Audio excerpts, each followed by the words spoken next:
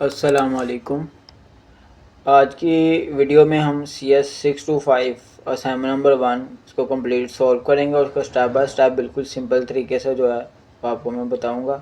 तो चलते हैं स्टार्ट। इसकी जो लास्ट डेट है ना, वो टोटल मार्क्स इसके 20 हैं और इसकी लास्ट डेट 30 अप्रैल 2026 है। और इसको जो है वो वर्ड फॉर्मेट में आपने सबमिट करवाना है, डॉक्स फॉर्मेट में। इसमें क्वेश्चन नंबर 1 है, हमें आइडेंटिफाई करना है कि ऑर्गेनाइजेशन सेंट्रलाइज्ड है या डिसेंट्रलाइज्ड। हमने इसमें फाइंड करना है कि ऑर्गेनाइजेशंस जो हैं वो सेंट्रलाइज्ड हैं या डिसेंट्रलाइज्ड हैं। तो इसकी केस स्टडी करनी है। केस स्टडी करने के बाद जो है वो आपने इसका आंसर देना है। फिर इसके बाद जो है वो क्वेश्चन नंबर 2 है। क्वेश्चन नंबर 2 में भी सिनेरियो दिए हुए हैं। इसमें क्वेश्चन नंबर 2 में जो है वो या हमें मैनेजरल रोल्स आइडेंटिफाई करने हैं। ठीक है, मैनेजरल रोल्स जो हैं वो हमने आइडेंटिफाई करने हैं इसके अंदर। तो हम चलते हैं उधर सॉल्यूशन की तरफ। अच्छा, ये सॉल्यूशन है। और अगर आपको असाइनमेंट्स पेड करवानी है या पेड क्विज करवाना है, लेक्चर अटेंडेंस कंप्लीट करवानी है, प्रोजेक्ट करवाना है या इंटर्नशिप करवानी है, और अगर आप हार्ड हैंड आउट्स बाय करना चाहते हैं या LMS हैंडलिंग करवाना चाहते हैं, तो आप हमारे इस नंबर पर कॉन्टैक्ट कर सकते हैं। और अगर आपको मज़ीद हेल्प चाहिए, लेटेस्ट अपडेट्स चाहिए, तो पास पेपर चाहिए या करंट पेपर्स चाहिए, तो वो जब एग्ज़ाम्स वगैरह होते हैं तो उसमें हम ग्रुप्स वगैरह में या चैनल पे शेयर करते हैं। उसका लिंक भी डिस्क्रिप्शन में है, वो भी आप ज्वाइन कर लीजिएगा ताकि आपकी हेल्प हो सके। अच्छा, इसका सलूशन है, क्वेश्चन नंबर 1 है। तो इसके अंदर हमने फाइंड करना है कि सेंट्रलाइज्ड है या डिसेंट्रलाइज्ड। ठीक है, ये केस स्टडी 1 है। केस स्टडी 1 में जो है वो यहाँ सारे जो डिसीजन है ना, इस केस में हेड ऑफिस लेता है। और डिसेंट्रलाइज का मतलब होता है कि अच्छा, इसमें हम सबसे पहले पढ़ लेते हैं कि सेंट्रलाइज्ड और डिसेंट्रलाइज क्या है।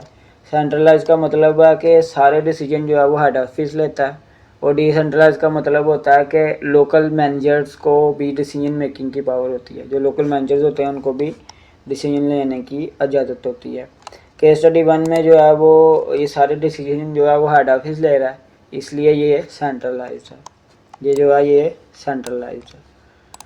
इसके बाद केस स्टडी 2 में यहाँ ब्रांच मैनेजर जो है ना को अथॉरिटी है कि वो डिसीजन लें, तो ये डिसेंट्रलाइज्ड है। और केस स्टडी 3 में जो है वो फैक्ट्री मैनेजर खुद डिसीजन ले रहे हैं, तो ये भी क्या हो गया, डिसेंट्रलाइज्ड। इसके बाद केस स्टडी 4, तो इसके अंदर बैंक में सब डिसीजन जो है वो हेड ऑफिस करता है, तो ये सेंट्रलाइज्ड है। ठीक है।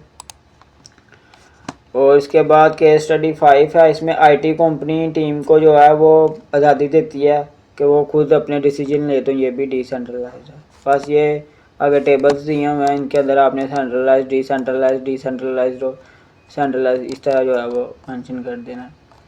फिर सिनेरियो 2 है। क्वेश्चन नंबर 2 का क्वेश्चन नंबर 2 है, इसके सिनेरियो दिए हुए हैं। सिनेरियो 1 में यहाँ हमें जो है वो मैनेजरल रोल जो है वो आइडेंटिफाई करने हैं। तो सिनेरियो 1 है, इसके अंदर जो है वो टाइम लाइन्स और चार्ट यूज़ हो रहे हैं। तो ये जो है प्रोजेक्ट मैनेजर है, तो ये ठीक है। फिर सिनेरियो 2 में जो है वो पूरी कंपनी मैनेज हो रही है, तो ये जनरल मैनेजर है। फिर सिनेरियो 3 में लॉन्ग टर्म डिसीजन हो रहे हैं, तो ये कॉर्पोरेट मैनेजर है। फिर गैंट चार्ट यूज़ हो रहे हैं सिनेरियो 4 में, तो ये जो है ये प्रोजेक्ट मैनेजर है। सिनेरियो 5 में जो है वो फैक्ट्री प्रोडक्शन मैनेज हो रही है, तो ये प्रोडक्शन मैनेजर है।